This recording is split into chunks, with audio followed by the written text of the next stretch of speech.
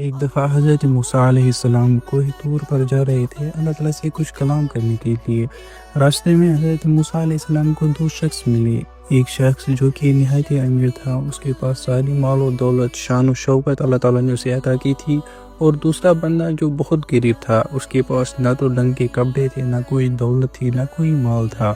ان دونوں نے حضرت موسیٰ علیہ السلام سے کہا کہ موسیٰ علیہ السلام آپ کہاں جا رہے ہیں؟ حضرت موسیٰ علیہ السلام نے کہا کہ اللہ تعالیٰ سے بات کرنے جا رہا ہوں۔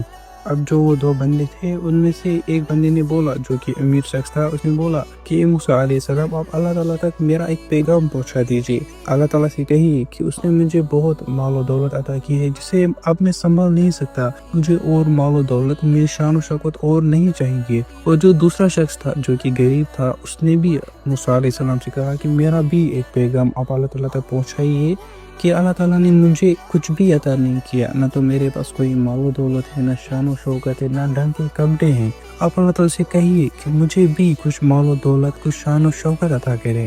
حضرت موسیٰ علیہ السلام نے دونوں شخص کے سوال سنے اور اللہ تعالیٰ سے کلام کرنے کے لیے چلے گئے۔ کوہ طور پر پہنچنے کے بعد جب حضرت موسیٰ علیہ السلام نے اللہ تعالیٰ سے کہا کہ تیرے فلاں بندے فلاں باتیں کہہ رہے ہیں، تو اللہ تعالیٰ نے جواب میں کہا کہ اے موسیٰ علیہ السلام، جو امیر شخص ہے تو اس سے کہہ دے کہ وہ میرا شکر کرنا چھوڑ دے، میں اسے اور عطا نہیں کروں گا، اور جو غریب شخص ہے اس سے کہہ دے کہ وہ میرا شکر کرنا یعنی اللہ تعالیٰ کا شکر کرنا شروع کر دے، میں اسے سب کچھ عطا کر دوں گا۔ حضرت موسیٰ علیہ السلام نے یہ جواب سنے اور ان دونوں شخص کے پاس گئے۔ پہلے حضرت موسیٰ علیہ السلام نے اس امیر شخص کو بولا کہ اللہ تعالیٰ نے کہا ہے تو اس کا شکر ادا نہ کر، وہ تجھے اور مال و دولت نہیں دے گا۔ تو اس امیر شخص نے جواب دیا کہ اے موسیٰ علیہ السلام، یہ کیسے ممکن ہے کہ میں اس رب کا شکر نہ کروں جس نے مجھے اتنی مال و دولت دی، اتنی شان و شوکت دی؟